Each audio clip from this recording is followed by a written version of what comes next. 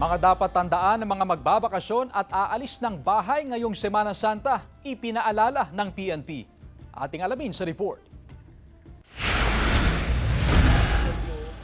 Pansamantala raw na titigil sa pamamasada si Jomar upang magnilay ngayong Semana Santa kasama ang pamilya. Posible rin daw na lalabas sila ng bahay upang makapamasyal. Batid daw niya ang presensya ng ilang masasamang loob kaya tinitiyak niyang ligtas sa kawatan ang kanilang bahay. Siguro rin nakalak yung pinto, tapos yung mga bintana, tapos yung mga aso naman, dami dyan na naka-alerto, mga bantay. Tulad ni Jomar, dapat alerto rin ang iba pang mamamayan sa posibleng pag-atake ng kawatan, lalo na ngayong ginugunita ang Semana Santa ayon sa PNP. Dapat maging security conscious tayo.